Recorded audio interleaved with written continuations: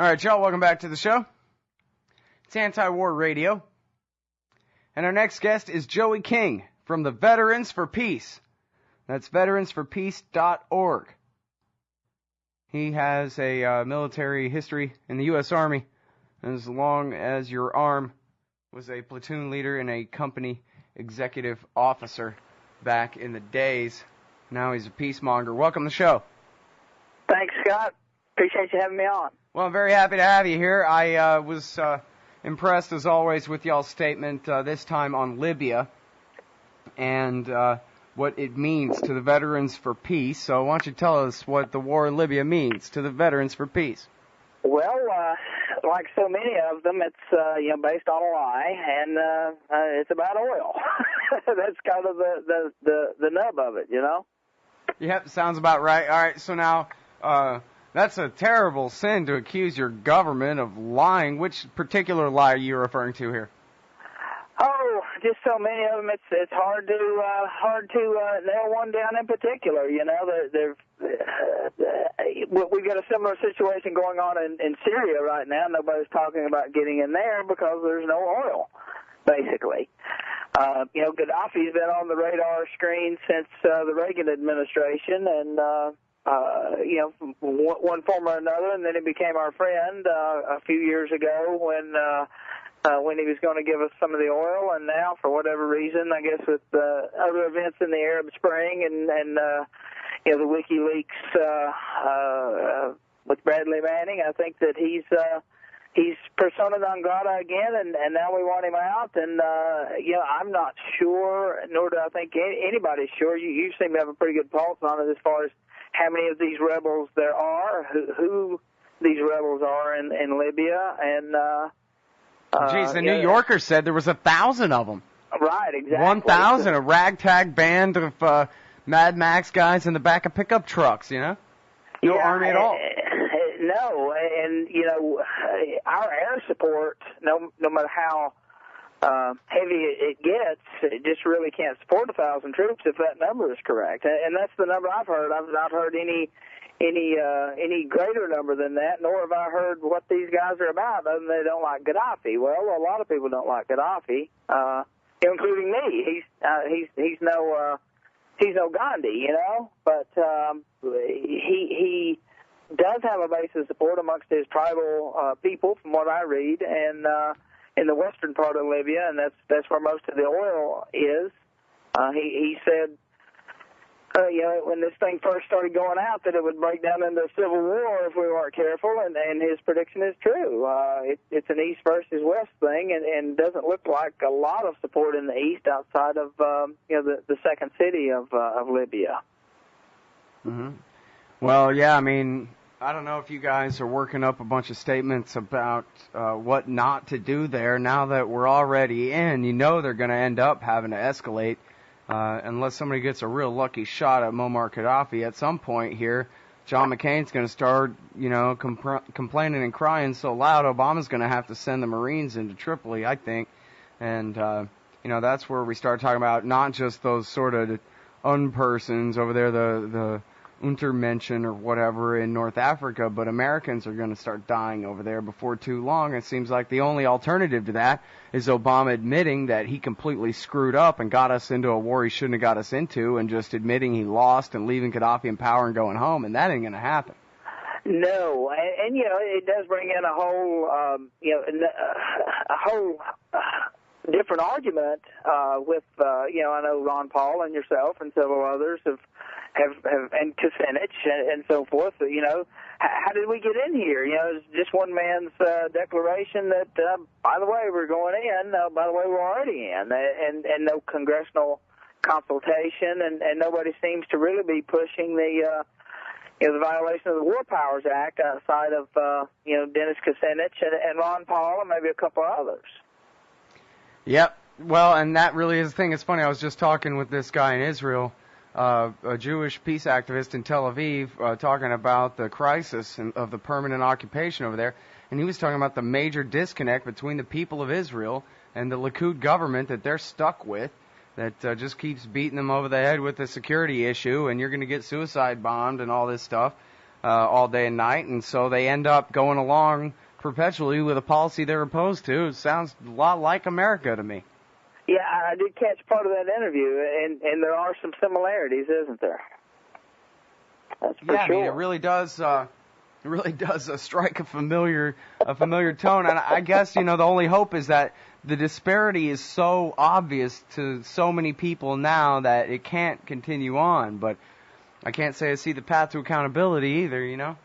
No, and I think that and I'm sure you would agree that the Democratic activists that were so against the wars of George Bush seem to have faded away on Election Day after Barack Obama became president, and it's very disturbing to me because if George Bush would have done the same thing, the Democratic activists that were against the war, the Movement.org or whomever would have been far more stringent than they have been, with this escalation in Afghanistan and now Syria.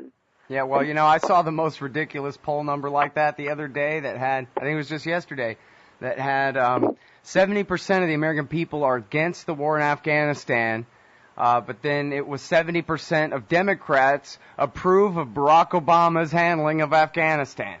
Yeah, there's definitely a disconnect, and I guess the easiest way to explain that is that is a mile wide and an inch deep. They just don't seem to be as opposed to the war of Barack Obama as they were, when George Bush was in charge. And I know I listened to a Cindy Sheehan interview that you did, 2 months ago or so when you had her on, and she, it's been a constant complaint of hers is the fact that the Democrats seem to be okay as long as it's a Democrat war, but not okay when it's a Republican war, and it's definitely a double standard that's laughable anymore. Yeah, well, it really is sad. I mean, you think back to even 2002, 2003, it was pretty obvious that most of the people protesting that war were at the very least silent, if not supportive of Bill Clinton's war in Kosovo, and if it had been anybody but a bunch of oil executives and neocons planning the thing, if it had been Bill Clinton's third term and he had said we're going to go liberate the Iraqi people and whatever, and we're going to go to the United Nations for a resolution saying it's okay first and whatever, they would have gone right along with it. It was just that it was a bunch of guys that, I mean, they thought Bush was from Texas anyway, like in the TV show, and so they just didn't trust, cynical Texas Republican oil men, Christian types that we don't like, so they couldn't possibly really have good motives. But if Bill Clinton and Madeleine Albright had been implementing the exact same policy, they would have been for it. So now here we are again. It's just the same thing. Yep, you're exactly right. It's the actions are not important. It's whether you have a D or an R behind your name that is the most important thing, unfortunately. Yeah, well, and certainly we can see all of a sudden this reemergence of at least the war skeptical right, if not the anti-war right, in this country. But it's not based on, everybody went back and read Garrett Garrett or anything like that. It's just that they don't like Barack Obama, and so why would you put him in charge of a war? He's a Kenyan secret agent here to get us or something. Exactly, and it's something that we've probably done a poor job of, and I'm, I hope that we can do better as far as reaching out to the anti-war right, which I know is a large part of your audience, and we probably have done a poor job of reaching out to those folks because, I guess probably the easiest way to explain it in my local chapter here in Nashville, we've got a pretty hardcore libertarian and a pretty hardcore socialist, and they both agree that war sucks. They disagree, on the causes of war, but they definitely disagree that war sucks, and we're all veterans and we're all opposed to war. So, it's probably something that we need to do on our end to outreach to some of the folks with the more libertarian-minded. Yeah, there you go. Well, we can talk more about that, I hope, when we get back from this break. It's Joey King. He sits on the board of Veterans for Peace, veteransforpeace.org. If you're a veteran and you're for peace, you might should join up. All right, y'all, welcome back to the show. It's Anti-War Radio. I'm Scott Horton, and I'm talking with Joey King from the Veterans for Peace about the wars. Lots and lots of wars. We're talking about the anti-war right. As long as Democrats are in power, at least they're listening, especially if you can focus on the money. But, I think it's also kind of instructive. I don't know. It depends on, how dumb the conservative you're dealing with is. But, maybe they could be taught that, war is the health of the state, and that's bad. And just look at what a giant empire you created by supporting George Bush that then you turned over to this devil Obama. And, wasn't that a mistake? And just look, now Obama has the power to torture people. Are you sure you wanted that? Ooh, what if it was Hillary Clinton? Then how bad could it be?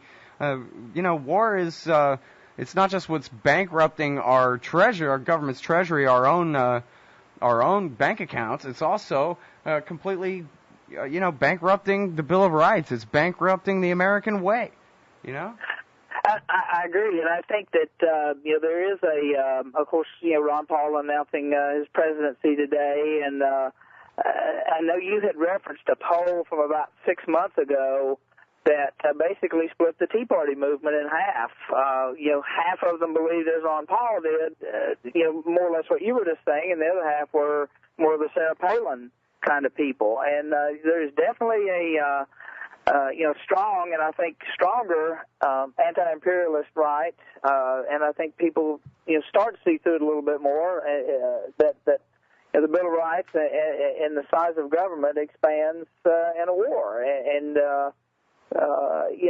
there's just no winning it. Individual liberty does suffer greatly when you have those things happen. Yeah.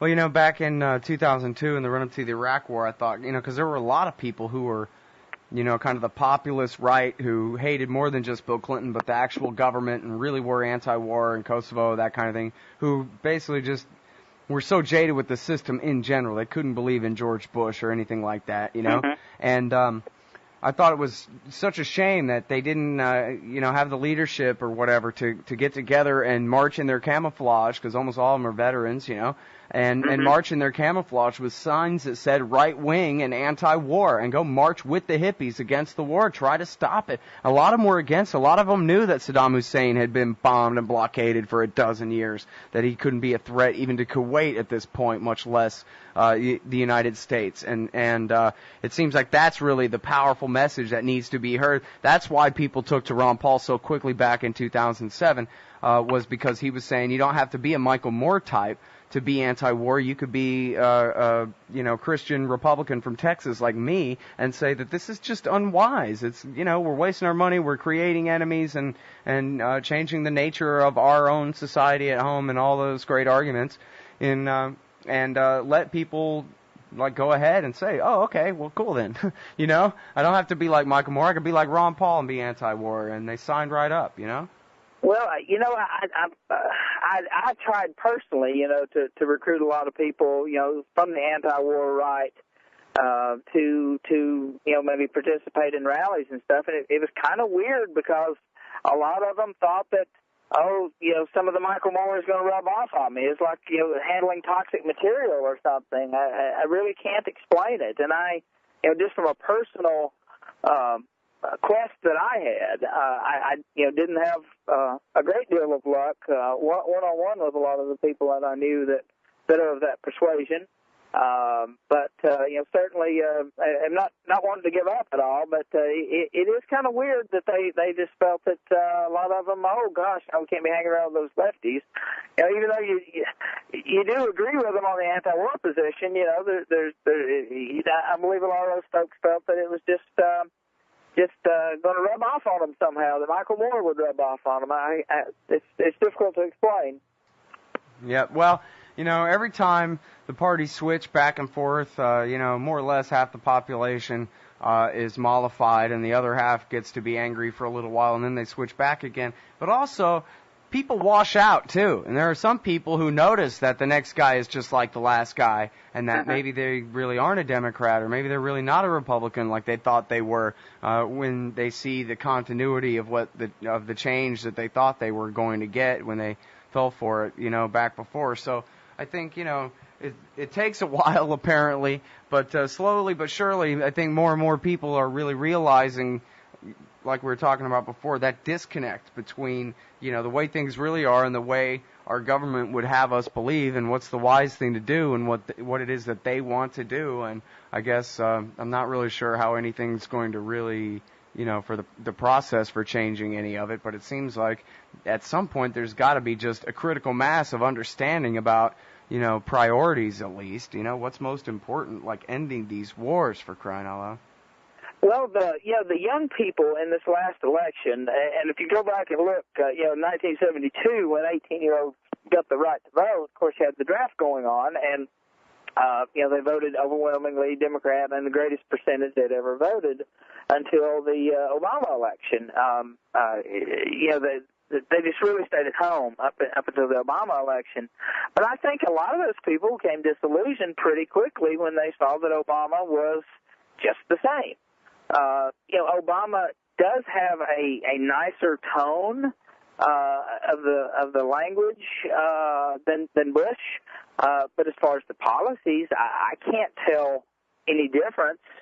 He's nicer about it. He's not as blunt and as belligerent as George Bush was, but I don't think that he's changed significantly from the policies of George Bush.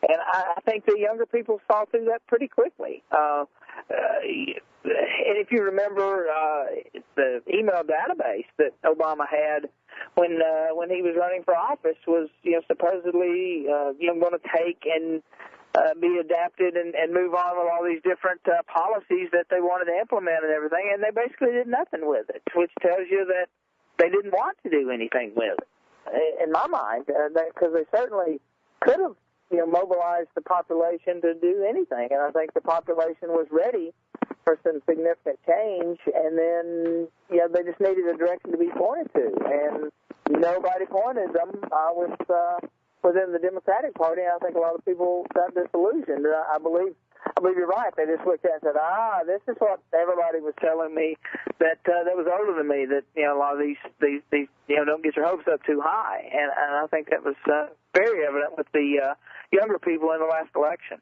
Mm-hmm. Well, now, so what about Veterans for Peace? Has y'all's membership dropped off? Is it getting stronger again, maybe? We have had, I think every movement with the economy kind of tanking a couple years ago, had a downsize a little bit, but we have been building our membership back up. At the moment, we've got 12 forming chapters, which people put the paperwork in and are waiting to get more people to join. I know there are 2 in Tennessee, and one in Knoxville, and one in Johnson City. There's a new chapter forming in the Philippines. So we got. I know there was an e-blast came out that. Then you can go to veteransforpeace.org, and if you want to join one of the new chapters or an existing chapter or no chapter at all, feel free to join us for that. But it does seem to be coming back steadily over the last 12 to 18 months. We've gradually been building our membership back up.